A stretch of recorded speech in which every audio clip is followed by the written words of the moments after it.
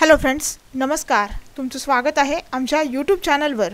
आणि आज आपण डिस्कस करूया आयोगामार्फत ह्या घटकांवर नेहमी प्रश्न विचारले जातात असे काही सामान्य विज्ञानचा आपण इथं टॉपिक कव्हर करणार आहोत, ज्यामध्ये कार्बन आहे.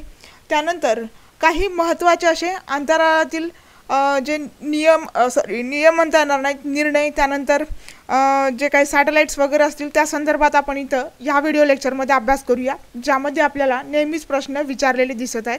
तर 10th आणि 9th या दोन्ही सामान्य विज्ञानच्या पुस्तकावरील जे शेवटचे 2 चॅप्टर्स आहेत त्यावरती आपण इथं डिस्कस करत आहोत. अतिशय महत्त्वाचे आहेत, ज्यावर आपल्याला वारंवार प्रश्न विचारलेले दिसत आहेत.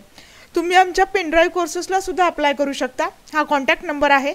आणि जसं मी तुम्हाला नेहमीच सांगत आहे की राज्यसेवेचा जो GS1 आहे आणि त्यानंतर कंबाईन आणि ज्या कुठल्या तुम्ही एक्झाम्स देत आहात त्या संदर्भात हा पेनड्राईव्ह तुम्हाला अतिशय हेल्पफुल ठरेल. 105 तासांचा हा प्रोग्राम आहे, ज्यावरती आपण जास्तीत जास्त भर मागचे जे काही क्वेश्चन पेपर आहेत त्यानुसार स्टेट बोर्डवरती देण्याचा प्रयत्न केलेला आहे. तर तुम्ही या नंबरवरती कॉन्टॅक्ट करा आणि याबद्दलची डिटेल माहिती तुम्ही मिळवू शकता.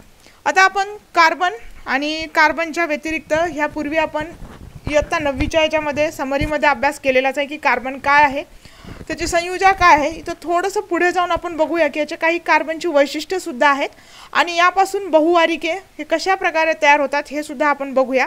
तर बघा, हे एक सेंद्रिय संयुग आणि असेंद्रिय संयुग हे संयुगाचे 2 महत्त्वाचे प्रकार आहेत. मग कार्बन जे आहे किंवा कार्बनपासून जे तयार होणारी जे काही इथं संयुगे असतात त्यांना कार्बनी संयुगे, अर्थातच त्यांना सेंद्रिय संयुग म्हणून सुद्धा ओळखलं जातं. मग बघू आपण की सर्व सेंद्रिय संयुगामधील अत्यावश्यक मूलद्रव्य म्हणजे कार्बन आहे, ज्याचा अणुअंक 6 आहे. सगळ्यांनाच माहीत आहे. इलेक्ट्रॉन स्वरूपात जर बघितलं तर 2,4 आणि त्याची संयोजक काय असेल तर 4 आहे. हे आपण बघूयाच, यापूर्वीही आपण बघितलेलं आहे. मग कार्बन हे घटक मूलद्रव्य असलेल्या सर्व संयुगांना कार्बनी संयुगे असं म्हटलं जातं. मात्र त्याला अपवाद असलेली काही कार्बन डायऑक्साईड आहे, त्यानंतर carbon monoxide that is CO2, त्यानंतर CO कार्बाईड हे क्षार आहे आणि कार्बोनेट क्षार आणि बायकार्बोनेट खाण्याचा सोडा, धुण्याचा सोडा ही कार्बनची काही असेंद्रिय संयुगे सुद्धा आहेत. मग प्रश्न जर आला की कार्बनची असेंद्रिय संयुगे कुठली, तर carbon dioxide, carbon monoxide, Carbide क्षार, कार्बोनेट क्षार आणि बायकार्बोनेट क्षार. ठीक आहे, ही कार्बनची असेंद्रिय संयुगे आहेत. मग थोडंसं आता आपण बघूया की कार्बनपासून जे काही घटक इथं तयार होतात त्यांना हायड्रोकार्बन्स असं म्हटलं जातं. ज्यामध्ये आपण जे खातो ते कर्बोदके हे सुद्धा हायड्रोकार्बन्समध्ये येतात, म्हणजेच कार्बन, हायड्रोजन आणि ऑक्सिजन. आणि त्यानंतर methane, ethanol, chloroform, acetic acid किंवा ॲसिटिक आम्ल हे सुद्धा इथं कार्बनपासूनच तयार झालेले. बघा, ह्यांच्यामध्ये कार्बन अवेलेबल आहे, म्हणजे हे सगळे कार्बनपासूनच तयार झालेले आहेत. असंही म्हटलं जातं की पृथ्वीवर जे काही इथं पदार्थ आहेत, मग ते कुठलाही पदार्थ असू द्या, त्यामध्ये कार्बनचं प्रमाण आपल्याला मिळणार म्हणजे मिळणारच. मग बघा, मिथेन त्याला CH4 असं म्हटलं जातं. त्याचा द्रवणांक हा एवढा असेल -183 डिग्री सेंटीग्रेड आणि उत्कलनांक एवढा आहे. आपल्याला उत्कलनांक, द्रवणांक विचारल्या जाणार नाही, पण आपल्याला ही संयुग लक्षात ठेवायची जी की कार्बनपासून तयार झालेली आहेत. क्लोरोफॉर्म सगळ्यांनाच माहीत आहे, बेशुद्ध करण्यासाठी वगैरे वापरला जातो. ठीक आहे. आणि ॲसिटिक ॲसिड सगळ्यांनाच माहीत आहे. तर ह्यावर सुद्धा प्रश्न आलेले आहेत की पाण्यातील जे काही विनेगर किंवा पाण्यातील ॲसिटिक ॲसिडचे जे हे असतं द्रव असतं त्याला विनेगर असं म्हटलं जातं. तर अशा प्रकारचे प्रश्न इथं आपल्याला नेहमी विचारले जातात. तर थोडंसं बघूया. कार्बनचा अणुअंक 6 आहे, इलेक्ट्रॉन स्वरूपन 2,4. संयोजक कवचातील इलेक्ट्रॉन संख्या 4 असेल, म्हणजे त्याची संयुगे 4 असेल. शेवटच्या कक्षेमध्ये पूर्ण करण्यासाठी 8 इलेक्ट्रॉन लागतात, पण शेवटच्या कक्षेमध्ये कार्बनच्या 4च इलेक्ट्रॉन्स आहेत, म्हणून कार्बनची संयुजा 4 आहे. आणि नजीकचा राजवायू जर बघितला, जर 4 इलेक्ट्रॉन कार्बननी दुसऱ्याला देऊन टाकले तर तो हेलियमच्या बरोबर येतो, म्हणजे नजीकचा हा आणि त्याचं इलेक्ट्रॉन स्वरूपन. आणि पुढचा नजीकचा जर म्हटलं तर निऑन, म्हणजे दुसरे 4 इलेक्ट्रॉन जर कार्बननी कोणाकडून घेतले तर त्याचं इलेक्ट्रॉनिक कॉन्फिगरेशन एवढं होतं. म्हणजेच हे 4 जर देऊन टाकले तर हेलियमच्या बरोबर होतो, म्हणजे शेवटच्या कक्षेत फक्त 2 उरतात. आणि दुसऱ्याकडून कोणाकडून 4 जर घेतले तर तिकडं 2,8 असं होईल, म्हणजे तो निऑनच्या बरोबर असेल. तर आपल्याला प्रश्न विचारला जाऊ शकतो की नजीकचे राजवायू कोणते असतील कार्बनच्या, तर हेलियम आणि निऑन हे आपल्याला लक्षात ठेवायचे. त्यानंतर बघूया, कार्बन एक आगळं वेगळं मूलद्रव्य आहे. कशा प्रकारे, तर कार्बनची काही वैशिष्ट्य सुद्धा आहेत, ज्यामध्ये कार्बनमध्ये दुसऱ्या कार्बन अणूबरोबर प्रबळ इथं सहसंयुज म्हणजे याला कोऑपरेटिव्ह बॉन्ड्स असं म्हटलं जातं. आणि त्याला तुम्ही कोव्हॅलंट बॉन्ड्स असंही म्हणू शकता. तर बघा, सहसंयोज बंध तयार करण्याची ह्यांच्यामध्ये क्षमता असते आणि त्यातूनच पुढे मोठे रेणू तयार होतात. मग कार्बन अणूच्या या गुणधर्माला श्रंखला बंधन शक्ती किंवा कॅटेनेशन पॉवर असं म्हटलं जातं. मग कार्बन ज्या वेळेस इथं दुसऱ्या अणूबरोबर किंवा दुसऱ्या कार्बनच्या अणूबरोबर सहसंयोज बंध तयार करतो, त्या शक्तीला कार्बनची श्रंखला बंधन शक्ती किंवा कॅटेनेशन पॉवर असं म्हणतात. ही डेफिनेशन आपल्याला लक्षात ठेवायची आहे. मग बघा, कार्बनी संयुगांमध्ये कार्बन अणूंच्या मुक्त श्रंखला किंवा बद्ध श्रंखला असतात. मुक्त श्रंखला ही सरळ श्रंखला किंवा शाखीय श्रंखला असू शकते आणि बद्ध श्रंखला म्हणजे वलयाकार रचना. ठीक आहे, अशा गोल गोल असतील. इथं हे कार्बन असेल, त्याच्या आजूबाजूने हे असे बाकीचे मूलद्रव्य तिथं असतील, म्हणजे त्याला आपण काय म्हणूया, बद्ध श्रंखला किंवा वलयाकार रचना म्हणूया. मग दोन कार्बन अणूमधील सहसंयोज बंध प्रबळ असल्याने स्थायू असतो आणि स्थायू प्रबळ सहसंयोज बंधामुळे कार्बनला एक श्रंखला बंधन तिथं शक्ती प्राप्त होते, जिला कॅटेनेशन पॉवर असं सुद्धा म्हणून ओळखलं जातं. त्यानंतर पुढे जाऊया. कार्बनचं दुसरं वैशिष्ट्य असेल ते म्हणजे दोन कार्बन अणूंमध्ये 1, 2 किंवा 3 म्हणजेच हा सिंगल बॉन्ड, इकडे बघा हा सिंगल बॉन्ड असेल, त्यानंतर हा डबल म्हणजेच 2 आणि हा ट्रिपल, इथं ट्रिपल बॉन्ड असेल बघा इथाईन म्हणून, म्हणजेच CC. ठीक आहे, हा सिंगल बॉन्ड एक बंध, त्यानंतर C डबल बॉन्ड हा दुहेरी बंध आणि C ट्रिपल बॉन्ड हा तिहेरी बंध, असे बंध तयार करू शकतात. आणि म्हणूनच याला एकेरी, दुहेरी आणि तिहेरी म्हणजेच सिंगल, डबल आणि ट्रिपल असे बॉन्ड्स म्हणून ओळखलं जातं. मग एकेरी बंधाबरोबरच बहुबंध तयार करण्याचा कार्बनच्या क्षमतेमुळे कार्बन संयुगांची संख्या वाढलेली आहे. त्यामध्ये जर आपण बघितलं की कार्बनचे 2 अणू असलेले इथेन, त्यानंतर इथाईन 2 अणू असलेले एथिन आणि इथाईन, अशी 3 संयुगे एकाच इथं पदार्थापासून तयार होतात. हे आपल्याला लक्षात ठेवायचं आहे. फक्त त्यांच्यामध्ये बॉन्ड्सचा फरक असेल, सिंगल बॉन्ड, डबल बॉन्ड आणि ट्रिपल बॉन्ड किंवा एकेरी, दुहेरी आणि तिहेरी बंध असं म्हणून सुद्धा तुम्ही ओळखू शकता. मग एकेरी जो असेल तो इथेन असेल, दुहेरी जो असेल तो इथिन असेल, एथिन असेल आणि तिहेरी जो आहे तो इथाईन आहे. ही नावं आपल्याला लक्षात ठेवायची आहेत. कधी कधी आपल्याला जोड्या लावामध्ये प्रश्न विचारू शकतात, त्यामुळं हे इम्पॉर्टंट आहे. मग थोडंसं पुढे जाऊन बघूया आपण कार्बनची अणूची सरश्रंखला कशी आहे आणि त्यांचं रचनासूत्र, त्यानंतर रेणूसूत्र आणि त्याचं नाव. बघा, C म्हणजे एकच कार्बन आहे याच्यामध्ये आणि त्याचं रेणूसूत्र CH4, अर्थातच त्याला मिथेन म्हणून ओळखलं जातं.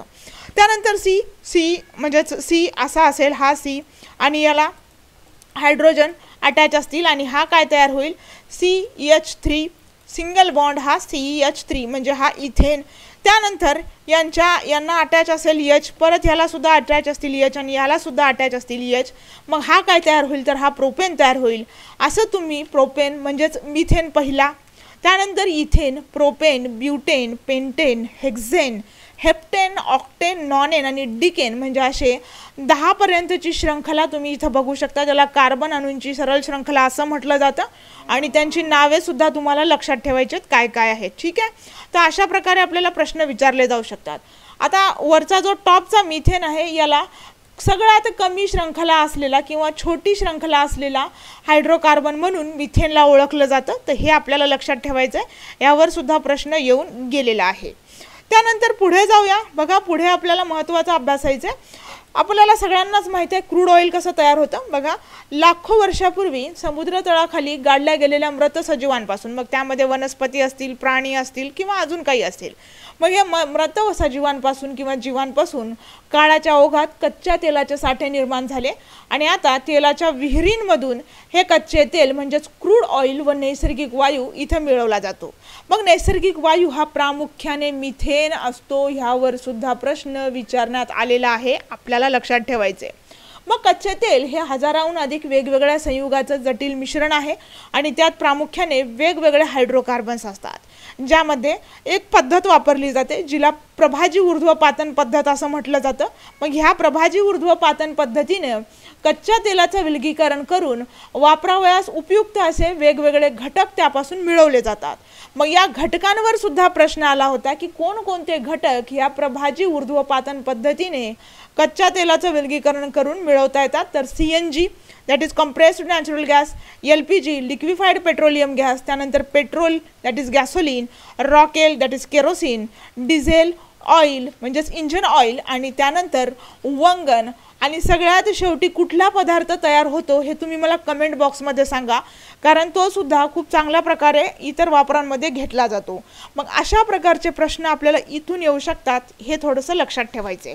त्यानंतर बघूया, ह्यापासूनच अल्कोहोल सुद्धा मिळवला जातो। तर कसा मिळवतात बघा, एक इंधन म्हणून ऊस ही वनस्पती सौर ऊर्जेचे रासायनिक ऊर्जेत रूपांतर अत्यंत कार्यक्षमतेने करते आणि ऊसाचा रस ज्यावेळेस आपण काढून घेऊन त्यापासून साखर बनवतो, या ऊसापासून किंवा रसापासून साखर बनवताना तिथं मळी तयार होते किंवा जी मळी उरते तिचं फर्मेंटेशन म्हणजेच किण्वन केलं जातं आणि किण्वन केल्यावर अल्कोहोल म्हणजेच इथेनॉल मिळतो। कुठला पदार्थ मिळतो? किण्वननं अल्कोहोल किंवा इथेनॉल मिळते। मग पुरेशा हवेमध्ये ज्वलन झाल्यावर इथेनॉलपासून केवळ कार्बन डायऑक्साईड आणि पाणी ही दोनच उत्पादिते तिथे तयार होतात आणि अशा प्रकारे इथेनॉल हे एक स्वच्छ इंधन म्हणून आज त्याच्याकडे बघितलं जातं। कारण असं म्हटलेलं आहे की आपल्या देशामध्ये पेट्रोलची जी कार्यक्षमता वाढवण्यासाठी त्यामध्ये एक ॲडिशनल एक पदार्थ म्हणून त्यात ॲड केला जाणार आहे आणि केला जात आहे, ज्यामध्ये तमिळनाडू राज्य त्यानंतर जे साऊथचे राज्य आहेत ते त्याचा वापर करत आहेत। आणि इथेनॉलची पॉलिसी आणि मिथेनची पॉलिसीसुद्धा मागच्या बजेटमध्ये आपण बघितलेली आहे की कशा प्रकारे इथं गव्हर्नमेंटनं मिथेन आणि इथेनॉल इथं पेट्रोलियम पदार्थांमध्ये इन्क्लूड करण्याचा इथं निर्णय घेतलेला आहे। हे एक अतिशय महत्त्वाचा निर्णय आपल्याला लक्षात ठेवावा लागेल। मग बघा, इथेनॉल हे पेट्रोलची कार्यक्षमता वाढवतं आणि एक स्वच्छ इंधन असल्यामुळं इथं प्रदूषणाचा धोकासुद्धा फार प्रमाणामध्ये इथं कमी होतो, जे एक चांगलं इंधन म्हणून इथेनॉलकडं आता बघण्याचा दृष्टिकोन आहे। आणि असंही म्हटलं जातं की येत्या काही वर्षामध्ये पेट्रोल आणि हे जे काही डिझेलचे जे साठे असतील ते नष्ट होण्याच्या मार्गावर आहेत आणि जर ते सगळं थांबवायचं असेल तर आपल्याला तिथं इथेनॉल हा पर्यायी किंवा अजून काही पर्यायी तिथं इंधन म्हणून वापरावेच लागतील। मग अशा इंधनाला गॅसोहोल असं म्हटलं जातं, हे आपल्याला लक्षात ठेवायचं, ठीक आहे। त्यानंतर बघा, पुढे जाऊया, इथेनॉइक ॲसिड काय आहे? इथेनॉइक ॲसिड बघा, इथेनॉइक ॲसिड हा रंगहीन द्रव असून त्याचा उत्कलनांक 118 डिग्री सेंटीग्रेड आहे।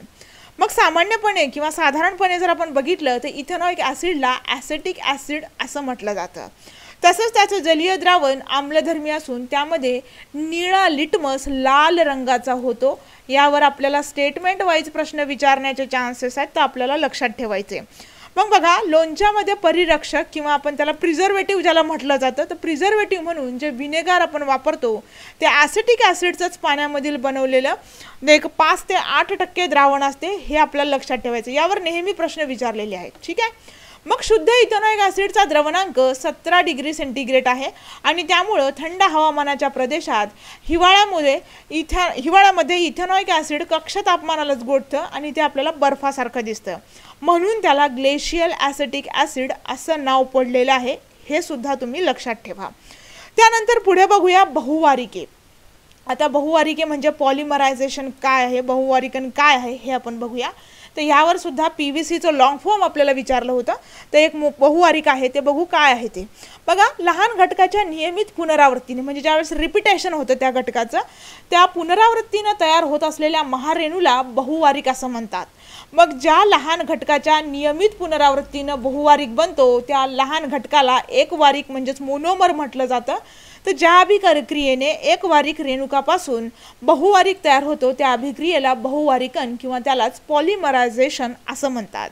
मग आता आपण काही असे पदार्थ बघूया जे पॉलिमर्स आहेत। मग बघा, पहिला पदार्थ आहे किंवा बहुवारिक आहे पॉलिएथिलीन, ज्याचं घटक एकवारिक आणि रचनासूत्र आहे एथिलीन, ज्याला म्हटलं जातं CH2 डबल बॉन्ड CH2 म्हणजे दुहेरी बॉन्ड असेल यामध्ये।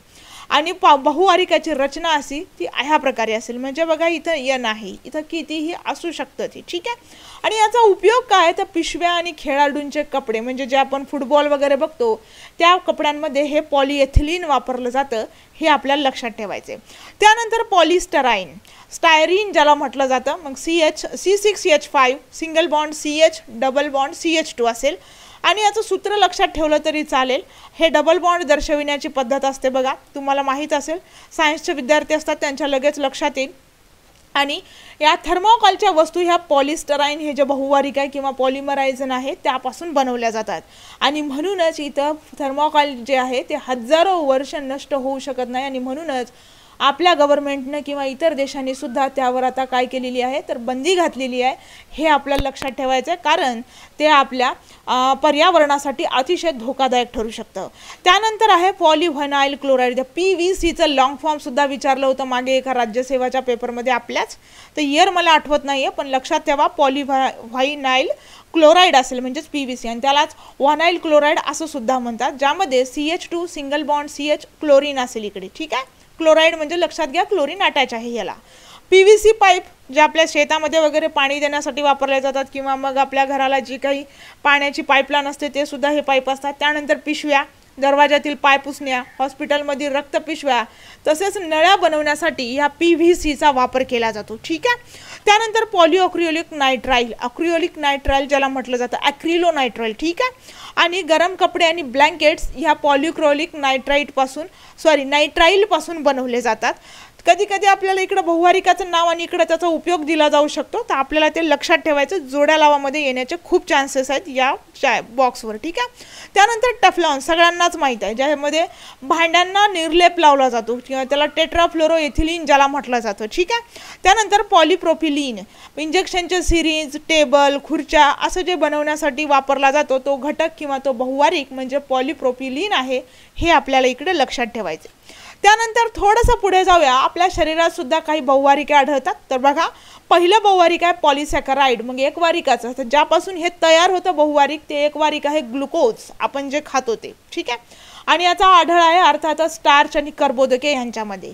त्यानंतर सेल्युलोज, हे ग्लुकोजपासूनच तयार झालेलं आहे बहुवारिक किंवा पॉलिमर, ज्यामध्ये लाकूड, वनस्पतीची पेशीभित्तिका जी आहे ती ह्या सेल्युलोजपासून बनलेली असते, आणि पुढे जाऊन कालांतराने तिला टणकपणा येतो, ज्याला आपण वरची साल असं म्हणतो, हेही तुम्ही लक्षात ठेवा, ठीक आहे। त्यानंतर प्रोटीन्स अथवा प्रथिने, ज्याला अल्फा अमिनो ॲसिड्स असं म्हटलं जातं, जे की कुठं कुठं आढळतात, आपल्या शरीरातील स्नायू, मसल्स, ठीक आहे। त्यानंतर केस, त्यानंतर एन्झाईम्स, अंडे आणि त्वचा, इथं आपल्याला प्रथिनांचा आढळ बघायला मिळतो। त्यानंतर DNA, दॅट इज न्यूक्लियोटाइड म्हणजेच आम्लारी, डिऑक्सिरायबोज फॉस्फेटमध्ये, आणि ही प्राण्यांची गुणसूत्रे, अर्थातच क्रोमोझोम्समध्ये आपल्याला हे बहुवारिक आढळतं, DNA। त्यानंतर RNA, न्यूक्लियोटाइड, ज्याला आपण रायबोज फॉस्फेट असं म्हणूया, वनस्पतींच्या गुणसूत्रांमध्ये आपल्याला RNAs आढळतात। त्यानंतर रबर, दॅट इज आयसोप्रोपिन, रबराच्या झाडाचा चीक जो आहे तो हे बहुवारिक इथूनच तयार होतं, हे आपल्याला लक्षात ठेवायचे। त्यानंतर थोडंसं पुढे जाऊया अजून, बघा आता इथून आपण थोडासा अवकाशाच्या संबंधित भाग अभ्यासणार आहोत। तर बघा, चष्मा तयार करणाऱ्या हान्स लिपर्शे या संशोधकानं 1608 दोन भिंग एकमेकांसमोर धरून पहिल्यास दूरची जी वस्तू असते ती जवळ दिसते याचा शोध लावला होता, आणि पहिली दुर्बीन सुद्धा त्याने तयार केली होती। मग त्यानंतर 1609 गॅलिलिओनं दुर्बीन तयार करून तिचा उपयोग अवकाशाच्या अभ्यासातील किंवा खगोलाच्या अभ्यासासाठी केला, आणि डोळ्यांनी दिसतात त्यापेक्षा अधिक तारे या अवकाशात आहेत असं त्यांच्या लक्षात आलं। मग दुर्बिणीच्या मदतीने त्यांनीच गुरुचे 4 उपग्रह, सूर्यावरील डाग इत्यादी शोध इथं गॅलिलिओने लावलेले आहेत, हे आपल्याला लक्षात ठेवायचे। त्यानंतर पुढे जाऊया, बघा भारतात 2 मीटर व्यास आरसा असलेले काही दुर्बिणी अनेक वर्षापासून कार्यरत आहे, ज्यामध्ये सर्वात मोठी दुर्बिणीचा जो व्यास आहे ती किती आहे, 3.6 मीटर व्यासाची दुर्बीण आर्यभट्ट प्रेक्षण विज्ञान शोध संस्था नैनिताल या संस्थेत स्थित आहे, आणि ही आशियातील दृश्य प्रकारची सर्वात मोठी दुर्बीण आहे, हे आपल्याला लक्षात ठेवायचे। ह्यावर सुद्धा आपल्याला स्टॅटिक डेटामध्ये प्रश्न येऊ शकतो, ते आपण इथं लक्षात ठेवणार आहोत। तर प्रश्न जर असा विचारण्यात आला की भारतातील सर्वात मोठी दुर्बीण कुठं प्रक्षेपित आहे, तर ती नैनिताल येथे या संस्थेमध्ये प्रक्षेपित आहे, हे लक्षात ठेवा, जिचं नाव आर्यभट्ट प्रेक्षण विज्ञान शोध संस्थान आहे, हे आपण इथं लक्षात ठेवणार आहोत, जी आशियातील सर्वात मोठी दुर्बीण आहे। त्यानंतर बघूया, बघा पुण्याजवळ नारायणगाव इथे एक giant metre wave radio telescope म्हणजेच GMRT या नावाची महाकाय रेडिओ दुर्बीण उभारण्यात आलेली आहे, आणि मीटरमध्ये तरंगलांबी असणारी रेडिओ तरंगाचा अभ्यास करण्यासाठी ही दुर्बीण इथं उभारण्यात आलेली आहे, स्थापन करण्यात आलेली आहे। मग ही दुर्बीण म्हणजे 30 पॅराबोला आकाराचा दुर्बिणींचा समूह आहे, आणि यातील प्रत्येक दुर्बिणीचा व्यास बघा 45 मीटर एवढा आहे। मग या दुर्बिणीला म्हणूनच महाकाय दुर्बीण असं म्हटलं जातं। मग याचं कारण काय, तर बघा याचं कारण म्हणजे यातील 30 दुर्बिणींची रचना 25 किलोमीटर पसरलेल्या क्षेत्रात केली आहे आणि ही रचना म्हणजे जणू काही 25 किलोमीटर व्यास असलेली एक दुर्बीण होय. म्हणूनच हिला गियांट म्हणजेच मोठी महाकाय म्हणून ओळखलं जातं. तर हे आपल्याला थोडंसं इथं लक्षात ठेवायचं आहे. मग या दुर्बिणीद्वारे सूर्यमाला, सौरवारे, स्पंदक, महास्फोटक व तारादरम्यान असलेल्या हायड्रोजन ढगांचा अभ्यास केला जातो आणि ह्या दुर्बिणीचा उपयोग करण्यासाठी जगभरातून शास्त्रज्ञ आपल्या देशात येतात ह्याच्या अभ्यासासाठी. त्यानंतर पुढे जाऊया. बघा 1990 साली अमेरिकेची जी नासा संस्था आहे या संस्थेनं हबल या दृश्यप्रकाशक दुर्बिणीचं अवकाशात प्रक्षेपण केलं होतं आणि ही दुर्बीण 94 इंच व्यासाची असून भूपृष्ठापासून 569 किलोमीटर अंतरावरून पृथ्वीभोवती ही प्रदक्षिणा घालते आहे. मग अजूनही ही दुर्बीण कार्यक्षम आहे आणि या दुर्बिणीच्या साहाय्यानं केलेले जे निरीक्षण आहे त्यामध्ये अनेक महत्त्वाचे शोध या हबल दुर्बिणीच्या मदतीनं नासा या संस्थेनं लावलेले आहेत.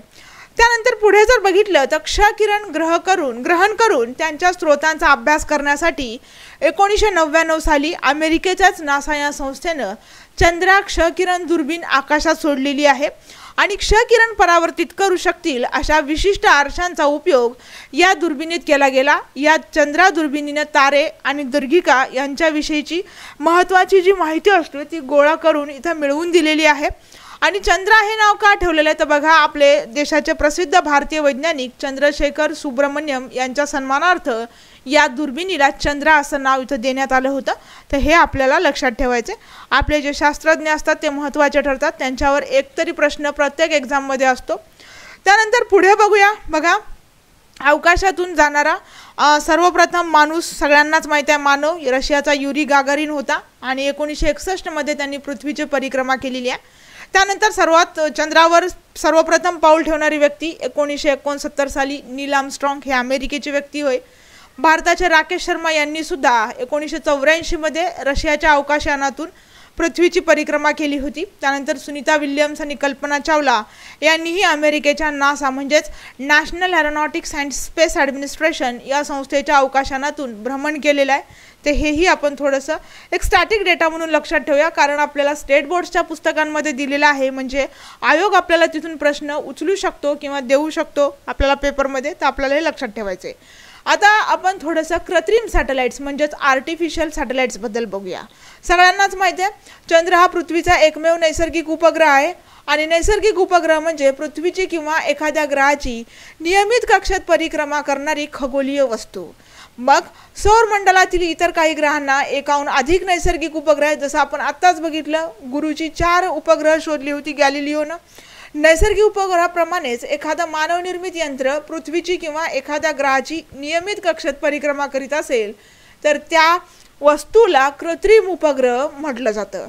मग पहिला कृत्रिम उपग्रह स्पुटनिक हा रशियाने 1957 साली अवकाशात पाठवला होता आणि त्यानंतर 1974-75 साली आपण आर्यभट्ट नावाचा कृत्रिम उपग्रह रशियाच्याच मदतीने पाठवला होता. हे आपण मागच्या भागामध्ये अभ्यासलेलं आहे जे तुम्हाला लक्षात ठेवायचे.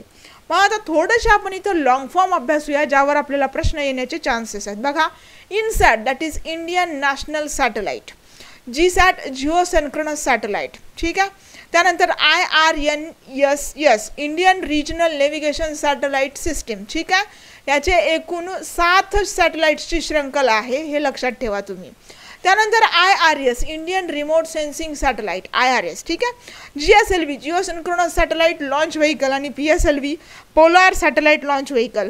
आय थिंक मागच्या एका पेपरमध्ये म्हणजे मागच्याच वर्षीच्या आयोगाच्या पेपरमध्ये ह्याचं लॉंग फॉर्म विचारलं होतं PSLVचं. ते हे सगळे लॉंग फॉर्म आपण लक्षात ठेवायचे आणि इस्रोचा पण लॉंग फॉर्म लक्षात ठेवा त्याच्यावर सुद्धा प्रश्न मागच्या एका पेपरमध्ये विचारण्यात आला होता. त्यानंतर पुढे जाऊया थोडंसं या सॅटेलाइट्सबद्दल जाणून घेऊया. उपग्रहाचा प्रकार, उपग्रह काय काम करतं आणि भारताच्या उपग्रहाची किती मालिका आहे कोणती कोणती आहे तेही बघूया. हवामान उपग्रह ज्यांना वेदर सॅटेलाइट्स असं म्हटलं जातं. मग हवामानाचा अभ्यास करणे दरम्यानचा अंदाज वर्तवणे हे कामं हे करतात ज्यामध्ये इनसॅट आणि जीसॅट आणि यांचं प्रक्षेपक काय आहे तर GSLV असतं. त्यानंतर दळणवळण दॅट इज कम्युनिकेशन सॅटेलाइट्स. मग जगभरातील वेगवेगळ्या प्रदेशांमध्ये विशिष्ट लहरींद्वारे संपर्क प्रस्थापित करण्याचं काम हे कम्युनिकेशन सॅटेलाइट्स पार पडतात ज्यामध्ये इनसॅट आणि जीसॅट आणि यांचा प्रक्षेपक असेल GSLV. त्यानंतर ध्वनी म्हणजेच चित्र प्रक्षेपक उपग्रह दॅट इज ब्रॉडकास्ट सॅटेलाइट, दूरचित्रवाणी कार्यक्रम प्रक्षेपित करणे, इनसॅट आणि जीसॅट, ठीक आहे, दोन्ही पण. दिशादर्शक दॅट इज नेव्हिगेशनल सॅटेलाइट, ज्यामध्ये IRNSS यांचा समावेश होतो आणि यांचं लॉन्च व्हेकल असेल किंवा प्रक्षेपक असेल पोलार सॅटेलाइट लॉन्चिंग व्हेकल म्हणजेच PSLV. त्यानंतर मिलिटरी सॅटेलाइट्स आणि अर्थ ऑब्झर्वेशन सॅटेलाइट हे सुद्धा आहेत, हे सुद्धा आपल्याला लक्षात ठेवायचं आहे. आणि आता आपण ह्यांचे ठिकाणं बघूया की हे कोणत्या अंतरावर असतात. म्हणजे ह्यांचा इथं वेगवेगळ्या उंचीवरून वेगवेगळ्या सॅटेलाइट्सचे इथं वर्गीकरण केले जातं ह्यांच्या कक्षेनुसार. मग कृत्रिम उपग्रहांच्या भ्रमणकक्षा इथं असतात, आर्टिफिशियल सॅटेलाइट्सचे ऑर्बिट्स असतात. मग भूपृष्ठापासून कृत्रिम उपग्रहांची भ्रमणकक्षा किंवा भ्रमणकक्षांची उंची किती आहे त्यानुसार सर्वसाधारणपणे या कक्षांचं वर्गीकरण केलं जातं. मग पहिलं आहे उच्च कक्षा that is hi earth orbit. मग भूपृष्ठापासून साधारणतः एवढ्या उंचीवर असतात ते, म्हणजेच 35,780 किलोमीटरपेक्षा जास्त. त्यानंतर मध्यम कक्षा 2000 किलोमीटर ते 35,780 किलोमीटरमध्ये, ठीक आहे. आणि निम्न कक्षा लो अर्थ ऑर्बिट्स भूपृष्ठापासून उंची असते 180 ते 2000 किलोमीटर. मग यामध्ये कुठले कुठले सॅटेलाइट्स येतात तेही बघूया. बघा, उच्च कक्षा ज्यांची उंची एवढी असते त्यांना जिओसिन्क्रोनस किंवा भूस्थिर सॅटेलाइट असं सुद्धा म्हटलं जातं. आणि असे उपग्रह भूस्थिर असल्याने पृथ्वीच्या एकाच भागाचे सतत निरीक्षण करू शकतात, ज्यामध्ये हवामानशास्त्र, दूरध्वनी, दूरचित्रवाणी, आकाशवाणी यासारख्या सॅटेलाइट्सचा यामध्ये उच्च कक्षामध्ये समावेश होतो. त्यानंतर मध्यम कक्षा. मग बघा, मीडियम अर्थ ऑर्बिट. मागच्या राज्यसेवेच्या पेपरमध्ये आपल्याला प्रश्न विचारण्यात आला होता, जो आपण डिस्कस केलेला सुद्धा आहे 2018च्याच पेपरमध्ये. म्हणूनच हा पॉईंट मला महत्त्वाचा वाटतो हे सगळं कव्हर करण्याचा. आणि बघा, तुमचं रिव्हिजनसुद्धा खूप चांगल्या प्रकारे होईल यामधून. मग मध्यममध्ये काही उपग्रह भूपृष्ठापासून जवळपास 20,200 किलोमीटर उंचीवर वर्तुळाकार कक्षेतून भ्रमण करतात. यामध्ये दिशादर्शक उपग्रह या कक्षांमध्ये भ्रमण करीत असतात, हे लक्षात ठेवायचं. त्यानंतर लोमध्ये तुम्ही लक्षात ठेवू शकता जे की जवळपास इथं उंची असते 180 किलोमीटर ते 2000 किलोमीटर. त्यांच्या कक्षांच्या उंचीनुसार जवळपास 90 मिनिटात त्यांचं एक परिभ्रमण पूर्ण होते. आणि आंतरराष्ट्रीय अवकाश स्थान that is international space station, त्यानंतर हबल दुर्बीण हे सुद्धा याच प्रकारच्या कक्षांमध्ये परिभ्रमण करतात, हे आपल्याला लक्षात ठेवायचे, ठीक आहे. त्यानंतर बघा, पुण्यातील कॉलेज ऑफ इंजिनिअरिंग आहे पुणे, तर या संस्थेतील विद्यार्थ्यांनी एक लहान उपग्रह दॅट इज नॅनो सॅटेलाइट ज्याला म्हटलं जातं, हा 2016 साली अवकाशात पाठवलेला आहे. आणि उपग्रहाचं नाव स्वयं असून त्याचं वजन सुमारे 1 किलोग्रामच्या जवळपास आहे, फक्त 1 किलो, ठीक आहे. आणि तो पृथ्वीपासून 515 किलोमीटर उंचीवर परिभ्रमण करीत आहे. आणि त्याचं महत्त्वाचं कार्य म्हणजे पृथ्वीवरील एका स्थानाहून दुसऱ्या स्थानापर्यंत एका विशिष्ट पद्धतीनं संदेश पाठविण्याचं काम हा करतो, ज्यावर प्रश्न येण्याचे चान्सेस आहेत. कारण 104 सॅटेलाइट्स पाठवले होते, त्यामध्ये तुम्हाला लक्षात ठेवायचे हा सुद्धा सॅटेलाइट आपल्याला लक्षात ठेवायचे, कारण महत्त्वाचे असे रेकॉर्ड ब्रेकिंग कामं आपल्या इस्रोनी केलेले आहेत. आणि हा सॅटेलाइट पुण्यातील, विशेषतः महाराष्ट्रातील, आणि आयोगसुद्धा असे प्रश्न घेऊ शकतो, त्यामुळे नावसुद्धा लक्षात ठेवा आणि त्याचं वजनसुद्धा लक्षात ठेवा. आणि कोणी पाठवलं, कॉलेज ऑफ इंजिनिअरिंग पुणे, हे तर लक्षात ठेवायचंच आहे, ठीक आहे. त्यानंतर पुढे जाऊया. दिवाळीच्या वेळी आपण फटाके उडवतो, त्यामध्ये रॉकेटसुद्धा उडवतो, खूप चांगल्या प्रकारे आनंदाने उडवतो. तर हे रॉकेट कसं काम करतं बघायचं आपल्याला. रॉकेटसुद्धा एक प्रकारचं लॉन्चिंग व्हेकलच म्हणून काम करतं, प्रक्षेपक ज्याला म्हटलं जातं. जसं की GSLV आणि PSLV आपण बघितलं, त्याच प्रकारचं हेही काम करत असतं. मग या रॉकेटमधील इंधन त्याला जोडलेल्या वातीच्या साहाय्यानं पेटवलं की रॉकेट प्रक्षेपक प्रमाणावर वर झेपावतं, म्हणजे पृथ्वीच्या गुरुत्वाकर्षण बलाच्या अपोजिट काम करतं, हे लक्षात ठेवायचं तुम्हाला, ठीक आहे. आणि ही क्रिया देखील न्यूटनच्या गतिविषयक 3ऱ्या नियमावर आधारित आहे, ज्यावर आपल्याला प्रश्न विचारला जाऊ शकतो की रॉकेट कोणत्या नियमाच्या आधारावर काम करतं, न्यूटनच्या, तर कितव्या, 3ऱ्या नियमाच्या. त्यानंतर बघा, सूर्यमालेतील आपल्याला सर्वात जवळचा घटक चंद्र आहे. आणि चंद्र आपला प्रकाश पोहोचविण्यास 1 सेकंद लागतो, म्हणजे आपल्यापर्यंत, पृथ्वीपर्यंत. म्हणजेच प्रकाशाच्या वेगाने यात्रा केल्यास आपण 1 सेकंदात चंद्रावर पोहोचू शकतो, परंतु असं होणं शक्य नाही आहे. आपल्या अवकाश यानांचा वेग प्रकाशाच्या वेगाहून कमी असल्याने त्यांना चंद्रावर पोहोचवण्यासाठी खूप वेळ लागतो. आणि एखाद्या अंतराळयानाला चंद्रावर पोहोचवण्यास लागलेला सगळ्यात कमी वेळ म्हणजे 8 तास आणि 36 मिनिटे इतका आहे. तर ही एवढी काही इम्पॉर्टंट माहिती नाही, पण तुम्ही लक्षात ठेवणार आहात, ठीक आहे. त्यानंतर काही महत्त्वाची ठिकाणं बघूया. केंद्र दॅट इज अग्निबाण प्रक्षेपण केंद्र थुंबा तिरुवनंतपुरम, श्रीहरिकोटा आणि चांदीपूर ओडिसा. ठीक आहे. आणि इथंच एक व्हीलर आयलंड आहे ज्याचं नाव चेंज करून doctor APJ Abdul Kalam island केलेलं आहे, हे लक्षात ठेवायचं आहे. ठीक आहे. आणि APJ अब्दुल कलाम सरांचं नाव का देण्यात आलेलं आहे, कारण त्यांचं जे काही अग्निबाण वगैरे जे म्हणतो आपण याचं प्रक्षेपण इथंच सरांनी सुरुवात केलं होतं आणि त्यांनी थिएटर ऑफ ड्रामा असं म्हटलेलं आहे. आणि त्यांच्या स्मरणार्थ ओडिसा सरकारनं त्या आयलंडचं नाव चेंज करून व्हीलर आयलंड होतं, व्हीलर चेंज करून डॉक्टर APJ अब्दुल कलाम असं नाव त्या आयलंडला देण्यात आलेलं आहे. त्यानंतर अवकाश संशोधन संस्था अर्थातच विक्रम साराभाई अवकाश केंद्र तिरुवनंतपुरम, सतीश धवन अंतराळ संशोधन केंद्र श्रीहरिकोटा, इथून नेहमीच आपले बरेच प्रक्षेपण होतात. आणि space application centre Ahmedabad 104 satellites इथूनच पाठवलेले आहेत आपल्या देशानं. ठीक आहे. त्यानंतर बरेचसे रेकॉर्ड ब्रेकिंग कामंसुद्धा इथूनच केलेले आहेत, ते आपण इथे लक्षात ठेवणार आहोत. त्यानंतर सगळ्यांनाच माहीत आहेत विक्रम साराभाई यांना आपल्या भारतीय अंतराळ कार्यक्रमांचे जनक असं म्हटलं जातं. त्यांच्याच प्रयत्नातून फिजिकल रिसर्च लॅबोरेटरी अर्थातच PRL या संस्थेची स्थापना करण्यात आली होती. आणि 1962 साली भारत सरकारनं त्यांच्याच अध्यक्षतेखाली भारतीय अंतराळ संशोधन समितीची स्थापना करून 1963 मध्ये देशातील पहिलं उपग्रह प्रक्षेपण केंद्र थुंबा येथे स्थापन केलेलं आहे, जे आपण वर बघितलेलं आहे. कुठं तर तिरुवनंतपुरम. ठीक आहे. तर हे आपल्याला लक्षात ठेवायचं आहे. आणि त्यांच्याच प्रयत्नातून भारताचा पहिला उपग्रह आर्यभट्ट अंतराळात सोडण्यात आला होता. आणि तो कोणाच्या मदतीनं सोडला होता तर अर्थातच सोव्हिएत रशियाच्या.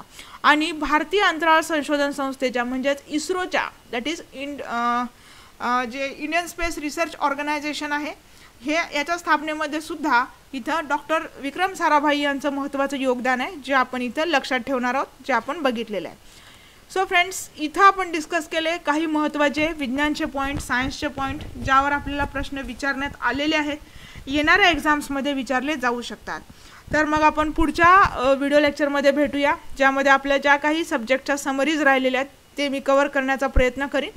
आणि तुम्ही चॅनलला सबस्क्राईब करा, म्हणजे तुम्हाला सगळे व्हिडिओ लेक्चर्स मिळतील. कारण मला खूप साऱ्या कमेंट्स येत आहेत की मॅडम योजनांचं लेक्चर मिळत नाही आहे किंवा मग ह्या पूर्वीच्या समरीचे पार्ट्स मिळत नाही आहेत. तर सगळे लेक्चर्स जे आहेत ते तुम्हाला चॅनलवरतीच उपलब्ध आहेत. तुम्ही जर चॅनलवरती गेला तर तुम्हाला 1 बाय 1 सगळेच मिळून जातील. आणि चॅनलला सबस्क्राईब करा आणि जास्तीत जास्त शेअर करा, म्हणजे राज्यसेवेला आता फक्त 16 दिवस बाकी आहेत, तुम्हाला सगळ्यांनाच माहीत आहे. आणि जास्तीत जास्त रिव्हिजन कराल तितकं तुमची जास्तीत जास्त चांगले मार्क्स येण्याचे चान्सेस असतील. चला तर मग भेटूया पुढच्या भागामध्ये. Thanks for watching.